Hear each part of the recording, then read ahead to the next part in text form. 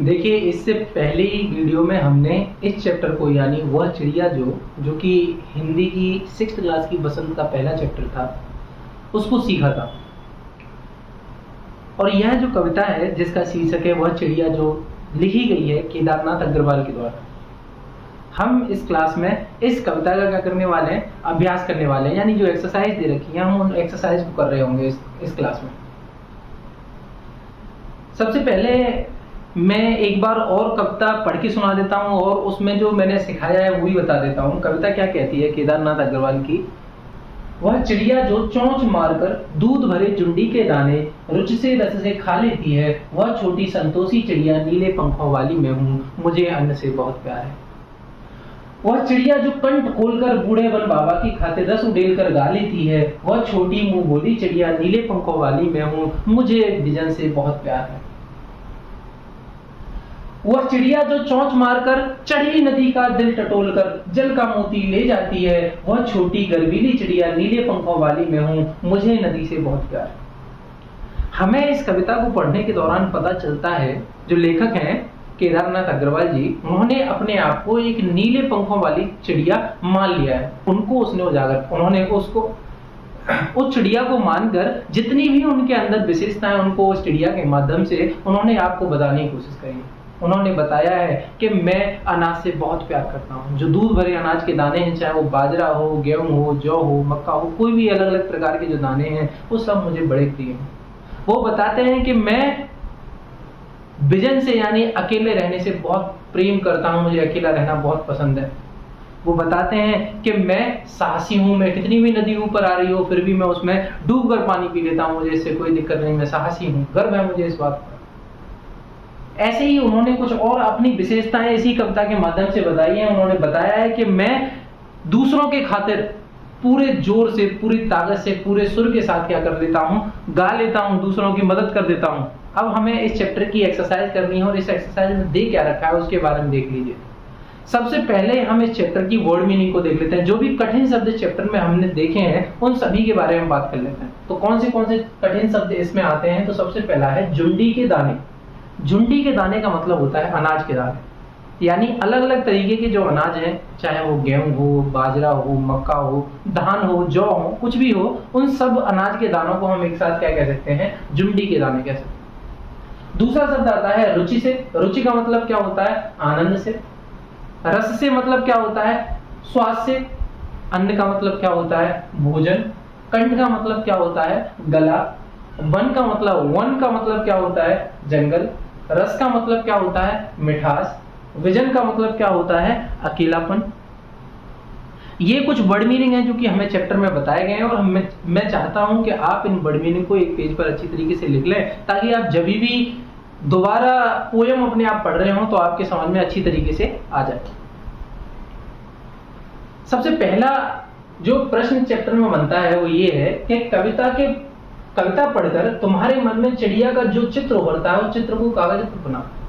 यानी जब आप पढ़ रहे होते हैं कविता को, तो जो केदारनाथ अग्रवाल के द्वारा एक नीले पंखों वाली चिड़िया बनी है, तो आपके दिमाग में कोई ना कोई इमेज चल रही होगी। उस चिड़िया को आप कहीं ना कहीं महसूस कर रहे होंगे, तो उस चिड़िया का जो भी आप जैसा ही महसूस कर रहे हो उसको ड्रॉ करो। तो एक तरीके से हमने यहाँ आपको सजेशन दिया है कि आप इस तरीके की क्या कर सकते हो, चिड़िया को ड्रॉ कर सकते हो। और आपके मन की अलग बात है, अगर आपके मन में कोई और दूसरे तरीके की चिड़िया आ रही है तो आप उसको भी बना सकते हो। इसके बाद जो प्रश्न संख्या दूसरी है वो कहती है कि तुम्हें कविता का कोई और शीर्षक देना हो तो क्या शीर्षक देना चाहोगे। उपयुक्त शीर्षक सोच कर लिखो।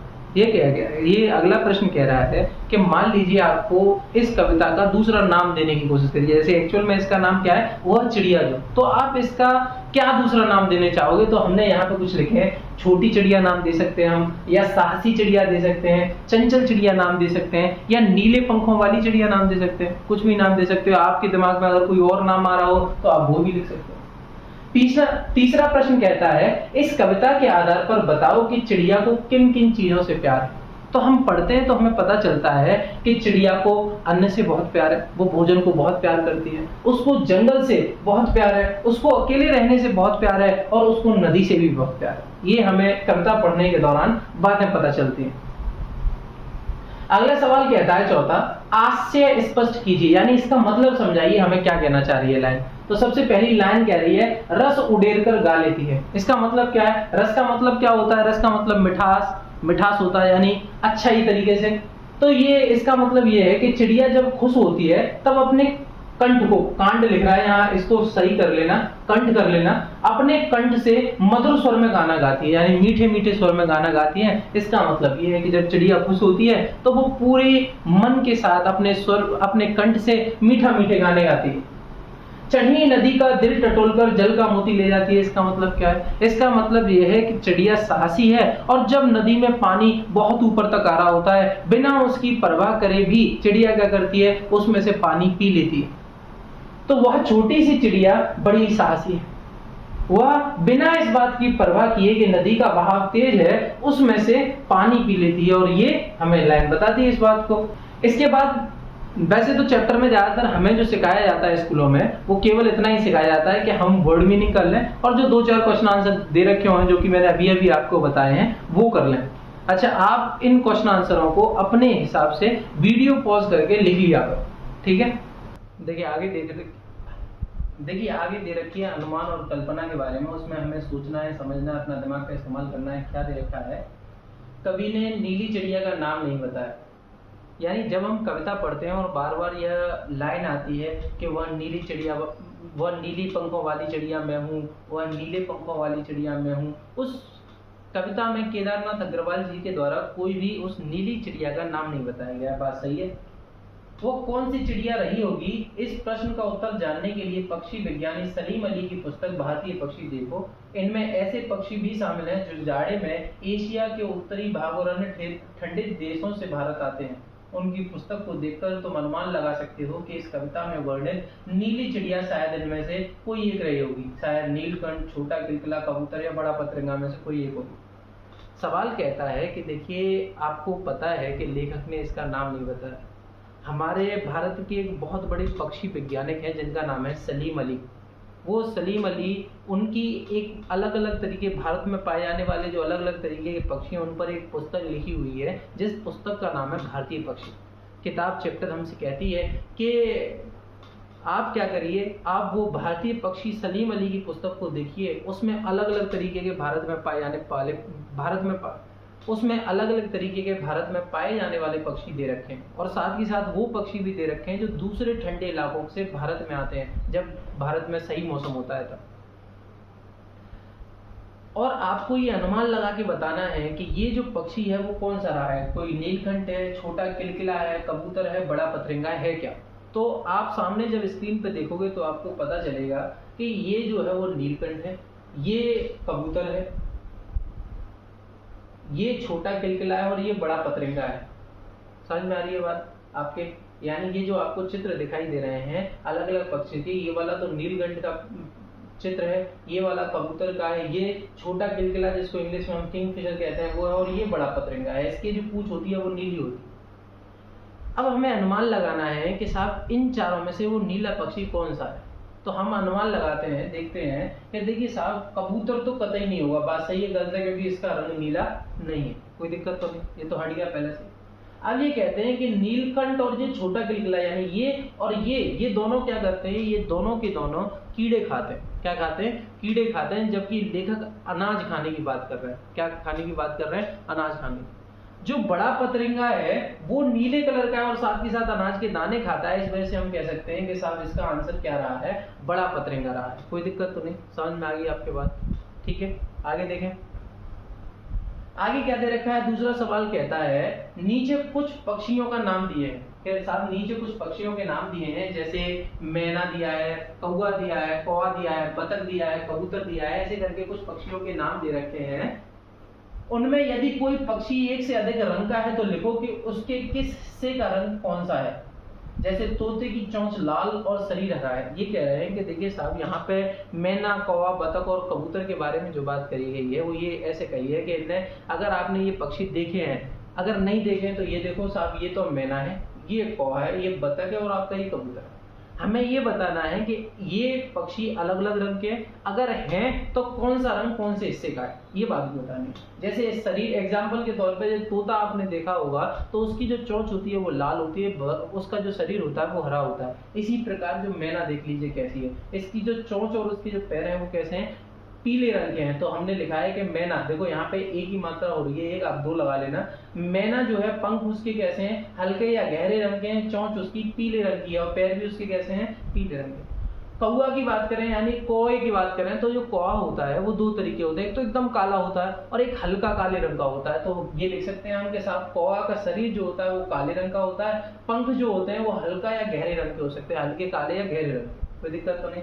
बतख की बात करें तो उसकी चोंच और जो पंख होते हैं वो हल्के पीले रंग के होते हैं और शरीर पूरा सफेद कलर का होता है। यही बात लिख रही है कि जो बतख होता है वो चोंच और पांव हल्के पीले रंग के और शरीर सफेद पंखों से भरा।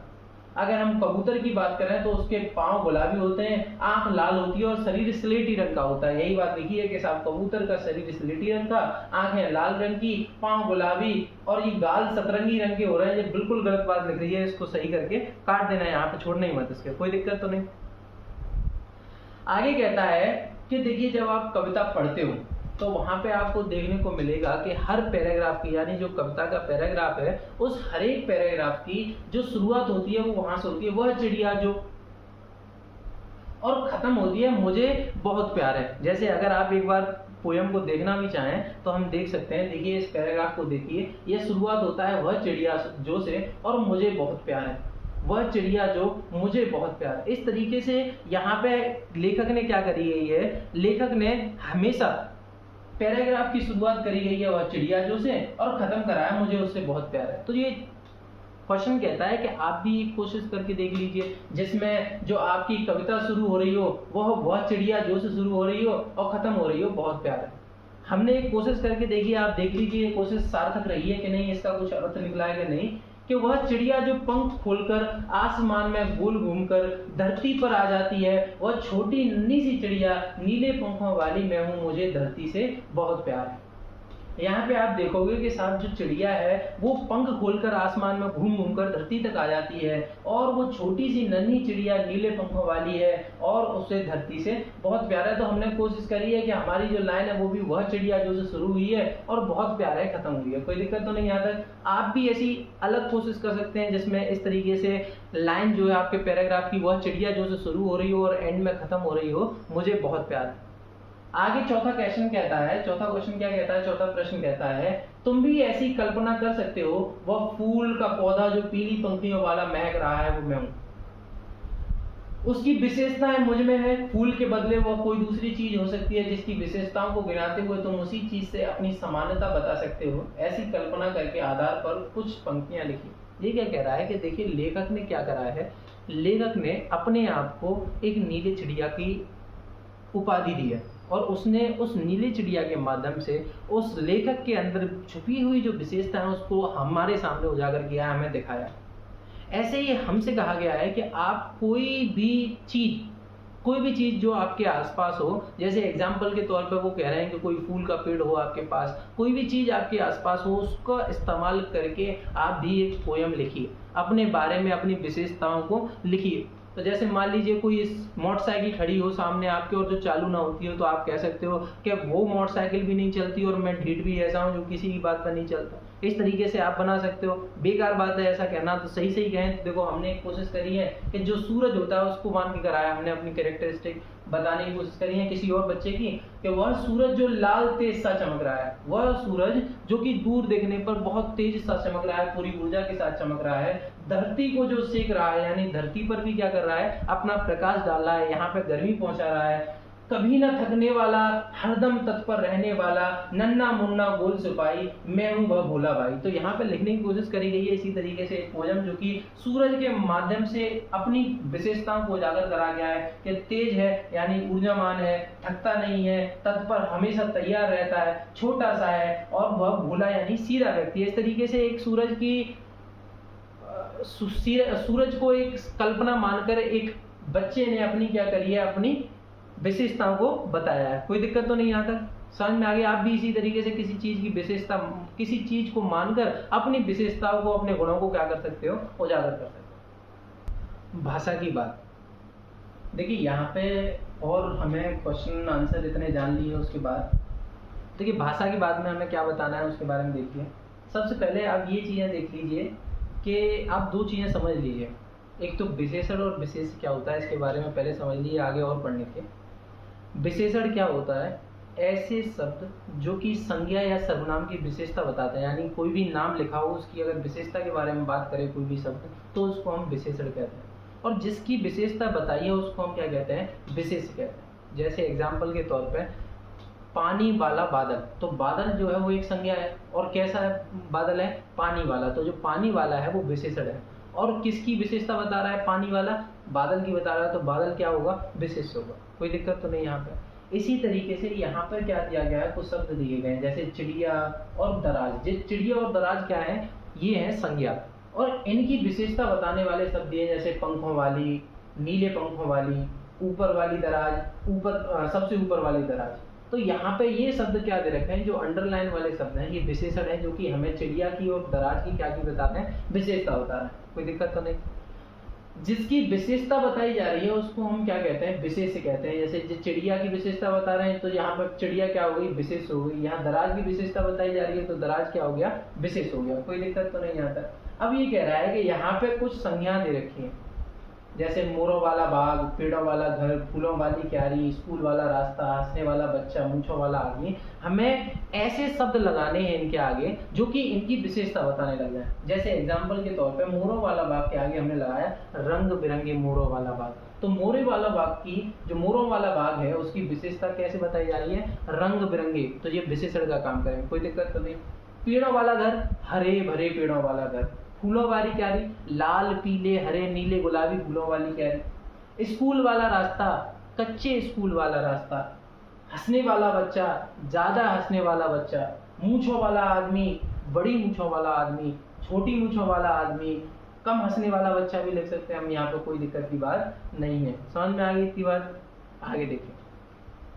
वह चिड़िया जो दूध भरे जुंडी के दाने रुचि रस से खा लेती है, वह चिड़िया जो बूढ़े बन बाबा के खातिर रस उड़ेल कर गा लेती है।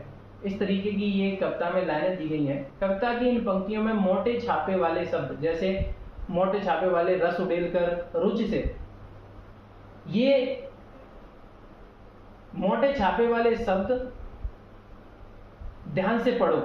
पहले वाक्य में रुचि से मतलब क्या बताया गया? रुचि से शब्द का इस्तेमाल बताया गया है, खाने के ढंग की ओर ध्यान दिया गया है। और दूसरे वाली लाइन में रस उड़ेलकर, जो कि गाने के ढंग की ओर की बात करी गई है, विशेषता बता रहे हैं। अतः यह दोनों क्रिया विशेषण है। नीचे दिए गए वाक्यों में कार्यों के ढंग या रीति से संबंधित क्रिया विशेषण छांटे। देखो, ऐसी चीज, ऐसे शब्द जो कि हमारे काम की विशेषता बता रहे हो, हम जो भी काम कर रहे हो उसकी विशेषता बता रहे हो, उन शब्दों को हम क्रिया विशेषण कहते हैं। जैसे ये कह रहे हैं कि गाना गाना एक क्रिया है और उसकी विशेषता है रस उड़ेलकर, यानी मीठा स्वर में गाना गाना, तो ये एक क्रिया विशेषण का काम हो गया, रस उड़ेलकर। ऐसे ही रुचि से खाना खाना एक विशेषता है, एक क्रिया है। खाना खाना एक काम है जो कि आदमी करता है। और कैसे खाना? स्वाद से खाना, ये क्या है? उसकी विशेषता है, तो इनको क्रिया विशेषण कहते हैं। हमें इन लाइनों में क्रिया विशेषण यानी ऐसे काम की जो विशेषता बता रहे हो उन शब्दों को छांटना है। जैसे सबसे पहला कह रहा है, सोनाली जल्दी जल्दी मुंह में लड्डू ठूसने लगी। क्या कर रही है सोनाली? काम क्या कर रही है? तो वो लड्डू खा रही है, यानी लड्डू खा रही है। कैसे खा रही है? क्या विशेषता बताई जा रही है उसके खाने की? जल्दी जल्दी। तो यहाँ पे जो जल्दी जल्दी शब्द है वो क्या है? क्रिया विशेषण है। कोई दिक्कत तो नहीं। अगला देखिए, गेंद लुढ़कती हुई झाड़ियों में चली गई। गेंद जो है वो क्या कर रही है? जा रही है। काम क्या कर रही है? जा रही है। तो जाने का काम कैसे कर रही है? लुढ़कती हुई जा रही है। तो यहाँ पर लुढ़कती हुई शब्द जो है वो क्या बता रहा है? उसकी विशेषता बता रहा है। भूकंप के बाद जनजीवन धीरे धीरे सामान्य होने लगा।